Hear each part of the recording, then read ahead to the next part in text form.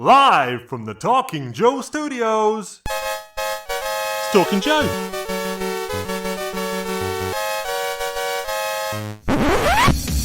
Talking Joe is on the air. Hey, it's Mark, and welcome to Talking Joe, the leading dedicated GI Joe comics podcast. Now, today we are bringing you some exclusive breaking news from the shop floor of San Diego Comic-Con 2023. So over the next few minutes, I will be bringing you the latest breaking news from Skybound Comics that they discussed and announced at San Diego. So we already know a fair amount about the Shared Hasbro Energon Universe. You can read my blog post over the Patreon, patreon.com/talkingjoe. The post is unlocked, so anyone can read it, and that sort of gives the background to most of the news that had broken prior to this weekend. I also caught up with Chris McLeod to discuss all of that news a few weeks ago, so you can check out that video. So, what do we already know about Shared Hasbro Energon Universe and Skybound's publishing plans in principle? So Void Rivals is the starting point for their universe. It started with issue 1 in June. Issue 2 has just recently come out in July. So that's the starting point, and things have been seeded already with a Transformer appearance in issue 1. So Void Rivals is followed by Transformers issue 1, October 2023, by Daniel Warren Johnson. Duke issue 1 follows December 2023 from Joshua Williamson and artist Tom Reilly. Cobra Commander issue 1 then follows the following month in January 2024 from Joshua Williamson and artist Andrea Milana. We've not been told how many issues those run, but my expectation is those will be miniseries. In interviews, Skybound have previously said that they are looking to have about 4 concurrent titles being released at any given time. So we do have Void Rivals, Transformers, Duke, Cobra Commander being 4, which is a good indication that we're not going to be overwhelmed and saturated with too many titles. So as some miniseries drop out and ongoing series come in, it's all gets replaced out by other miniseries. I expect that we'll see some variation in the titles there. So outside of the Energon universe and staying in its own continuity, the GI Joe, A Real American Hero title written by Larry Hama continues with issue 301. And the artist has been announced as Chris Mooneyham. And Robert Kirkman has said that he would like Larry to keep on writing it as long as he is able to. He previously said 400, and at San Diego has said, let's do issue 5, go up to issue 500. So we'll see. And in November, Skybound are also releasing a special reprint. It's G.I. Joe, A Real American Hero, issue 1, the Larry Hama cut. The reprint contains the iconic first issue of the original comic, and it's been changed. So it's got the original unaltered scripting from Larry Hama's script, which was infamously changed by editorial at the last moment for the printed edition. And so that egregious correction has been fixed back to the way that Larry originally intended it. So all that context aside, San Diego, Larry Hama was in San Diego this year, and I understand that it was his very first time there because he's not normally invited. And last year he would have been invited. He was inducted in 2022 to the Eisner Award Hall of Fame, but had other commitments that he wasn't able to go to that. So he was at San Diego for the first time, and he looked delighted. Every photo that I've seen of him, he's got a grinning smile across his face. So Skybound was the belle of the ball this year. They were promoting multiple projects across multiple media. So that included the new Invincible animation with promotion for Series 2 and a drop of Atom Eve Special, which has just come out. And Kirkman was here, there, and everywhere doing interviews about all manner of different subjects across the day. In this clip, which was taken at the Skybound booth, Kirkman talks about what he thinks is cool about GI Joe. I think one of the things that's really cool about GI Joe that makes it so special is that, you know, what Larry Hama and the Hasbro team and everybody was able to do is it's a cast of, I don't know, 5,000 characters, and every single one of them is a distinct character that you like identify with and love and care for and are interested in, and it is a rich universe that I can see what you're saying with Walking Dead, because it's like everyone who's doing anything strives to achieve that. Yeah, you know, that's what you're doing with Impact Winter. That's what I'm doing with Invincible, Walking Dead, whatever. It's like you want to have that distinctness to every single individual character, no matter how far down the roster cast you go. That makes sense. To you know, give the audience something to identify with, and you know, I mean, that's definitely something that I picked up from GI Joe as a kid.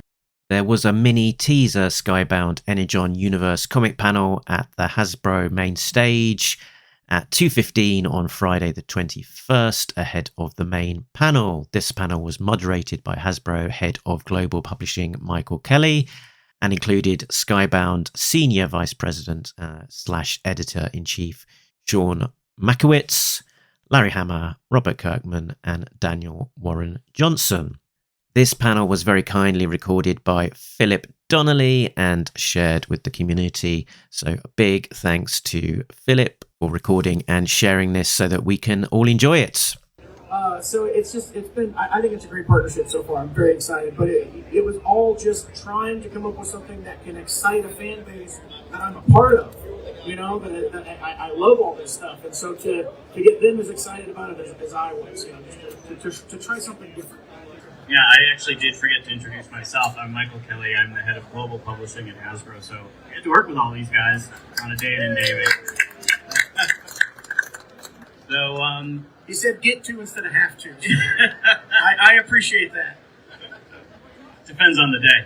But, Sean, how hard was it to keep this secret? Because I know that it was hard for me. So, well, I've been at Skybound almost 11 years, so it's not the first secret I've kept. Like, and some projects take a very long time in development, so I've kept secrets a lot longer from Robert, from my wife, from my kids, from my parents. So I'm pretty good with secrets, folks. Yeah, I have to say, when Robert first proposed the idea of the secret reveal in Void Rivals, it was almost 2 years ago, I guess now, at least 18 months. And I thought, there's no way we're keeping this secret. But we managed to do it. We did. Larry, I think you were probably like, wow, thank God, 300, I'm done. And we're like, no, sorry. We're calling you back up. How do you feel about being with Skybound? 500 issues. Well, to me, it's like just going home. I don't have to think about it.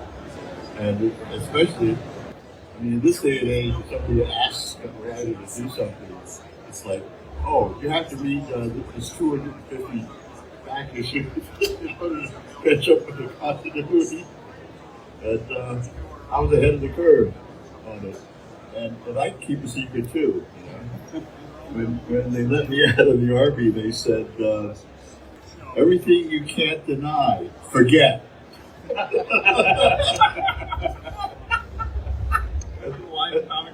And then they showed me a picture of Fort Leavenworth.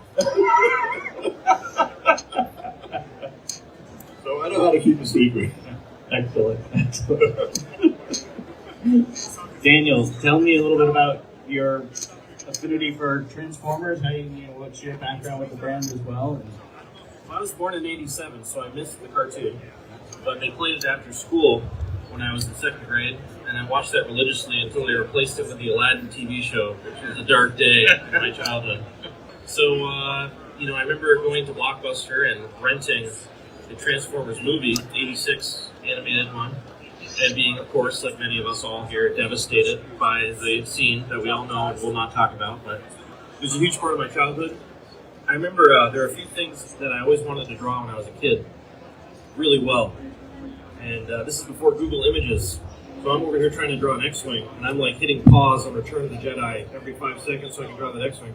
And they did the same thing with Optimus Prime dying. I kept trying to hit pause so I could get that face sculpt right, and I never could until I became an adult, and I agreed to do Transformers, and I got it just right. You're working with Mike Spicer, okay? Yes, Mike Spicer's coloring book. Yep. I'd love to hear just what's your creative process working with him? Obviously, you guys are a dynamic duo when it comes to comics, so I'd love to just hear your thoughts on back and forth with the Transformers comic. Oh, yeah. I give Mike a black and white page, and he colors the crap out of it. It's pretty awesome. I give him almost no notes. I gave him a few images from a few of my favorite background paintings that were done specifically in the '86 movie that were very inspirational for me as an artist, and I just said go with this vibe. And but honestly, I've worked with Mike on a lot of books, and the process has been there's almost no back and forth. It's pretty amazing, actually. It's very special, and I'm very privileged to get him to do my books. It's incredible. Thank you, Mike. Great. Robert, what can you share about the future? Where are we going with Energon Universe? Oh my gosh! I mean, I think that it's a shared universe that's going to expand organically. So, Void Ravels leads into Transformers. Transformers leads into Duke. Duke leads into Cobra Commander. Cobra Commander leads into. You'll have to wait and see. It's something that if you look at Void Rivals issue 1, we have this appearance from Jetfire that's important to the issue but somewhat small. And it's everything's just going to be kind of eased into. So, that scene leads directly into Daniel's Transformers #1. And there's a scene in Transformers, I'm not going to say the issue number, that leads directly into Duke in a similar way, but not exactly. I just drew that page. Oh, sweet. I cannot wait to see that. And so it's just really exciting to be able to, I think slow roll is the word that we keep using, to make sure that there's foundations built and that there's emotions established, that you're invested on all of these characters. We don't want to move too quick because the Transformers world and the GI Joe world is massive, and every character in these massive worlds is somebody's favorite, and so we have to make sure that we keep that in mind at all times, and make sure that when we do start rolling out these characters, that we're doing it with the care that we would the creator-owned comics that we do at Skybound. That's kind of the secret sauce of what we're trying to accomplish. So, if your favorite character is Wheelie, and you love Wheelie as much as I do, you're probably going to get him eventually, but, like I say, slow roll. So, just give us time. So, Sean, as EIC, what's your day-to-day on this nonsense that we're talking about here? I mean, it is a lot of this nonsense. Robert calls me up. He just got off a flight from vacation, was like, hey, I got some ideas. And I'm like, I'm not picking that up. I'll be back Monday. So, no, it's a lot of it's creative conversation. That was a true story that I just heard. I landed on Friday, called him, he didn't pick up, didn't call me back till Monday. That wasn't just a joke. No, that was true. I'm not happy about this at all. I get to talk with creatives, plus then also all internal staff, brand, marketing, design. We have a really talented designer, Andrea Suarez, that works on. He designed the Void Rivals logo, and the main thing was make this look like a toy brand that's been around for 40 years that fits in alongside some of the most iconic packaging and brands we've ever seen.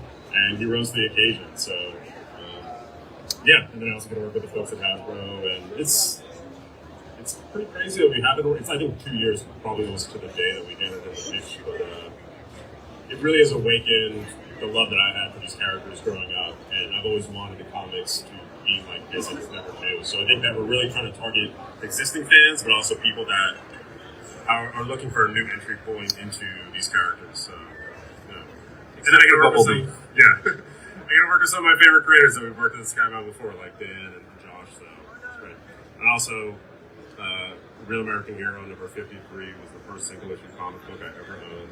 And it had Snake Eyes on the cover, so it's really important to me that we continue publishing that series as well.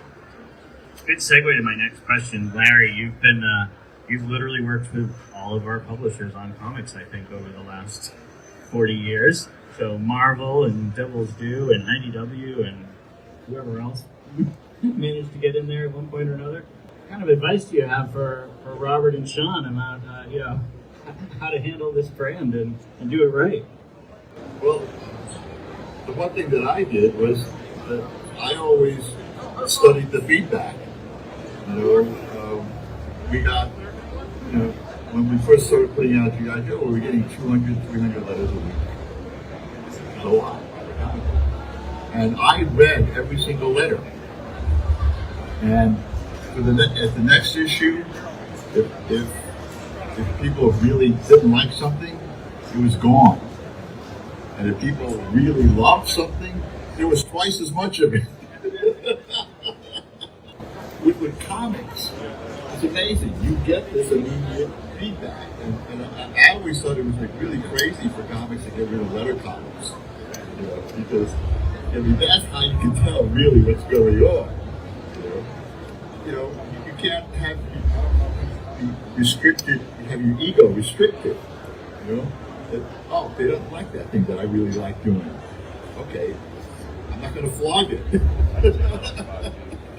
Well, you have a way better attitude than I do. But it also worked. It works, and I keep track of everything. Spread all the Joes, hometowns, out to, every single state was covered. And that, I think that worked also. You had to understand your audience, and I think you're really good at that. I've got a letters column in every single comic book I've ever done. It's something that I just think is a great tradition in comics, like having that space at the back of an issue to spend time with the fans and to share their thoughts with other fans and kind of talk about the behind the scenes aspects that go into the comics. It's community building, and I think that's something that's really valuable with anything in entertainment. Well, the letter columns really established the whole community thing. Stan Lee was a genius at that, And I remember in the 70s, I was in my office at Marvel, writing a letter column. I had a big stack of letters. And I was trying to put together a letter column, and Stan walks by, and he sees me working on the letter column. And he looks in my office, and he says, you never know which one of those letters you got in front of you was written by some kid in an iron line. I mean, Excelsior! And I was like,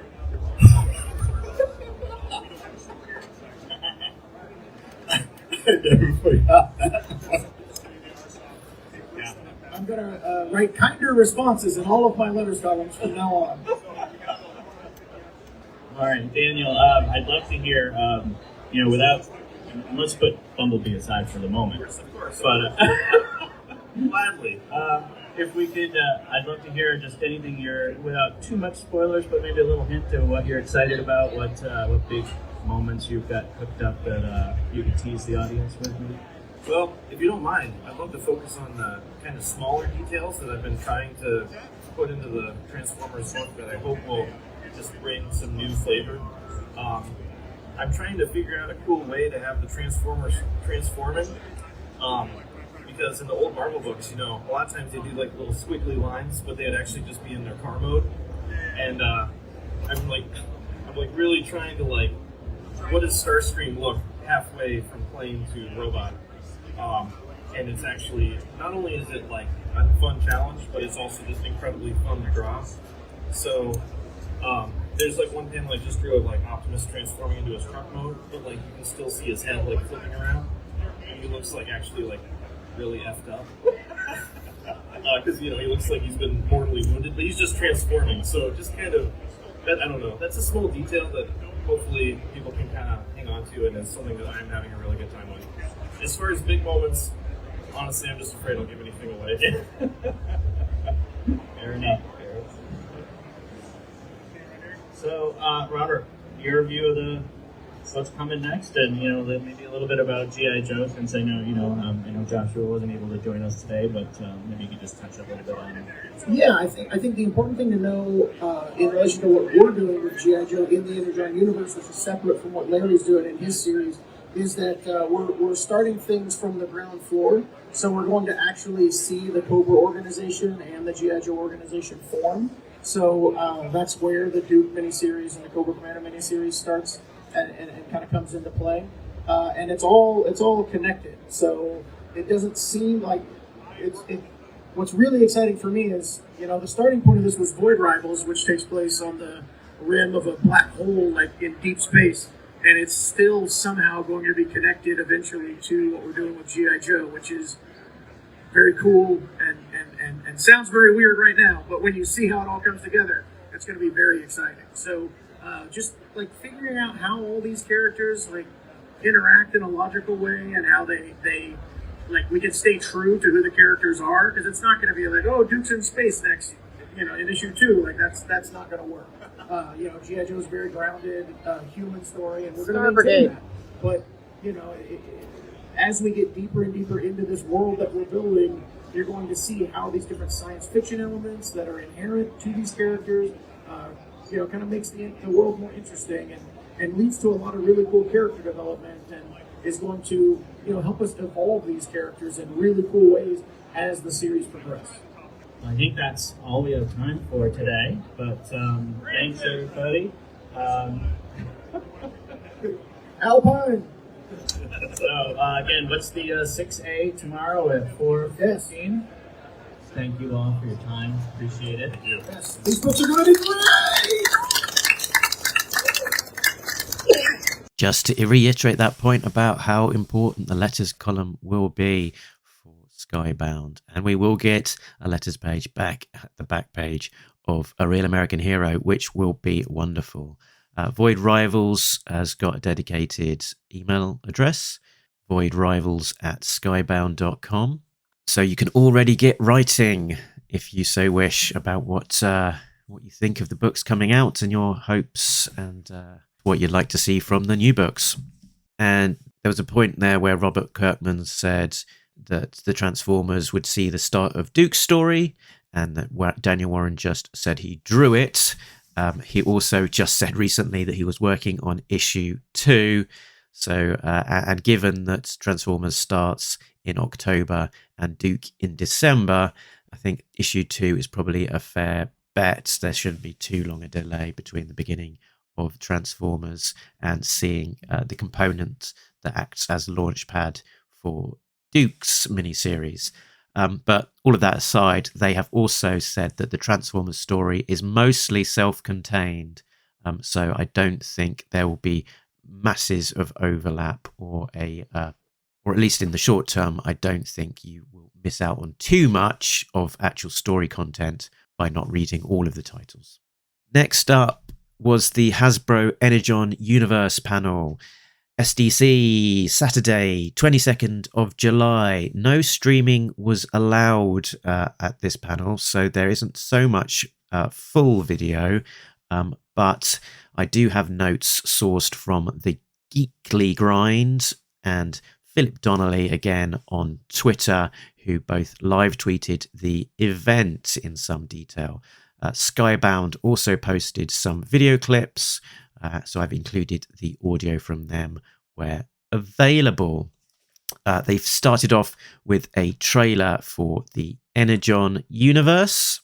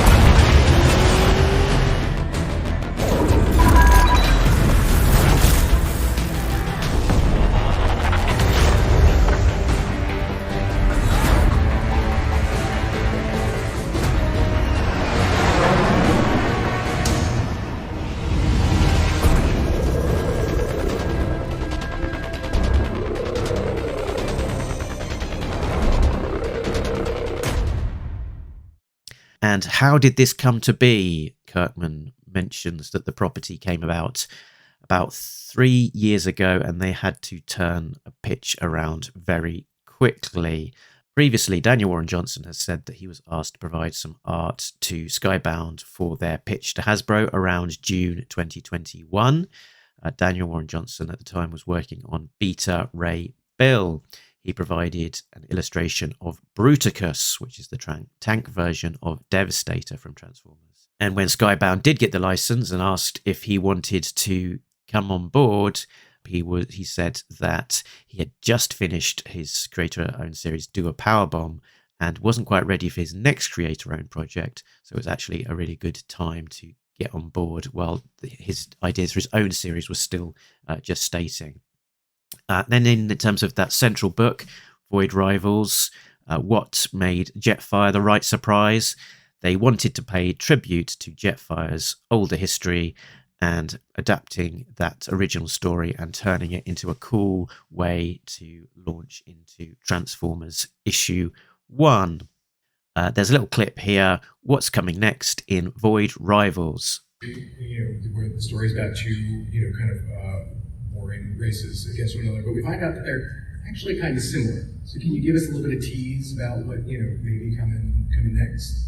Yeah, I mean, that's kind of a pulling the rug out from under them moment. They're two races that have been at war for thousands of years, and they've never really encountered people. They've never really encountered each other in a way that would allow them to realize that, they are very similar. There's, as we get deeper into the story, we'll find out that there's mythology that isn't true and different things that they believed about each other that was just complete lies. And so moving further into the series, it's the question of who constructed those lies, who set this dynamic up, and why, and how deep does this conspiracy go? So talking about the big picture and how Robert Kirkman is involved, he said that he has a 4-hour-long conversation with Sean Moskowitz to create a roadmap for the world, and then coordinating the various type tool that Kirkman says it's almost become like a hobby, that while working on Invincible, he'd spitball things with Sean and work with Daniel and Josh to help bring the world together in a unifying way. Sean Moskowitz said that it's important to be strategic about introducing characters and developing those connections so that when they die, it hurts more. So it's all about that sort of emotional connection and building up characters and making them individuals and important in their own right rather than just chucking them all in. Kirkman says that he wants to be able to introduce new characters all the way through to issue 150 and joked that he could save up introducing Snake Eyes until then. Sean Moskowitz said it's fun to see on the message boards, how can a GI Joe take out a Transformer? And he says, oh, you'll find out. They talk a little bit about Joshua Williamson, who's the new Duke and Cobra Commander writer, and also Daniel Warren Johnson, who's on Transformers, and what makes them good for the Energon universe. So he says, Josh put on a fresh coat of paint on Flash for DC, so that was a selling point, and Daniel Warren Johnson is able to put emotions into story in a way that is unparalleled in this industry. Separately, Daniel Warren Johnson has talked quite a lot about including humans in the Transformers story and having that way of sort of grounding it and creating a kind of and an emotional connection. Duke writer Williamson says, when we first got the license, the question was, where do we start? It would make sense if connections were forming and things being more rooted in the Transformers history. I really wanted to start at the beginning. So wanting to start on the series before Joe and Cobra formed, which is where Duke picks up that at this point, Cobra it doesn't exist, and neither does GI Joe. Williamson talks a bit about his inspiration, and clearly he's into the comics, cartoons, toys, and is a classified collector. So I've got a clip of that to find out a little bit more about Josh Williamson, GI Joe writers, inspirations. There's things from the comics that I think about a lot. There's things from the cartoon. And I'm a big toy guy. They know this. I love the new classified toys. I have every single one of them. And so sometimes they'll actually announce a toy. And I'll be like, that's going to come right now. I was working on an issue of Cobra Commando. and they announced that toy that was the Soundwave Thunder Machine like hybrid. And when I saw that, I really was like, 2-page spread, Thunder Machine, like things like that. So I get very inspired by all different parts of it. And that's actually one of the things that's been really interesting about working on this project is trying to find all the different parts from all of it, right? So it's like pieces from the comics, pieces from the cartoon, and pieces from the toys, and really trying to find a way to combine all that and take my own love of it, you know? And I don't want to say call it cherry picking, but I am a little selfish with it. So trying to find those things that I love, and then the challenge becomes my own, and Sean can probably talk about this forever too, my own patience, you know? Because I'm always like, I'm in a hurry, I want to rush because I love so much of it. I want to write as many of the characters as soon as possible, and I'm constantly putting characters in, and then they're like, no, it's too soon. So Josh Williamson goes on to talk about the early Cobra commander. He's a master manipulator. It's his greatest skill, and it's not just about him being in fights. Didn't want a Cobra commander who shrieks, wanted him more aggressive. Cobra Commander is more of a horror comic, says Williamson, and that's the look they were going for in the cover image. Williamson continues, how does Cobra Commander manage all of these people who hate him? It was fun to use that as a starting point. Then there's a series of questions from the audience. Will Void Rival toys be a possibility? Kirkman says that he would love to bring some to the market, but is up to Hasbro. And an attending member of staff from Hasbro jokingly says, done. He does talk elsewhere about sort of part of the design of Void Rivals almost being like it should be an existing 80s Hasbro property that is kind of being rediscovered, and that was the look that they were going for in the logo and some of the design and so on. Another question, will Visionaries and Inhumanoids show up? GI Joe and Transformers are so expansive already that the Skybound focus is just on these properties for now. Another fan question, what age range is this universe? Sean says it's more like a teen range, 12 to 16. There will be action, violence, but no fluids or blood. Kirkman notes that this can be a challenge for him, known for his OTT violence and blood from his other books. It is possible that other stories will be produced for other age ranges. Interesting. So the Rise of the Beasts crossover, that was asked about how Skybound and Paramount Pictures work together. Sean Makowitz says they got a wink about a week before the Rise of the Beasts regarding the crossover reveal at the end, but otherwise were completely in the dark about it. There is a very clear separation between what is going on with Skybound and what is happening with Paramount Pictures. Sean Makowitz is asked about plans to republish the old IDW publishing run, specifically the Transformers one, and gives an answer on that, though I think the answer is also valid for GI Joe. Let's hear that question. Skybound also going to republish old comics, old Transformer comics like IDW or the old Marvel comics. I'm a big fan of James Roberts, IDW comics. So so a friend of mine wanted to read them and said, well, they're gone. You can't buy them anymore. So is there any chance of Skybound going to publish? Yeah, we definitely have plans to republish some of the classic collections from Marvel, IDW. Okay. So cool. News on that, possibly there this year. Oh, great. And if there's any lines that you're looking for beyond that, like we have a letters page. All our books have letters pages. Void Rivals at Skybound.com. You can send in just hey, this is what I'd like to see because we know what we would like to publish. Okay. But there's stuff that we're still catching up on as well. So cool. Well, Larry Hama says, listen to the fans, so as long as it's not about Candyland, please speak up. but yeah, anything you guys want, anything from the past that you guys are excited about, please let us know.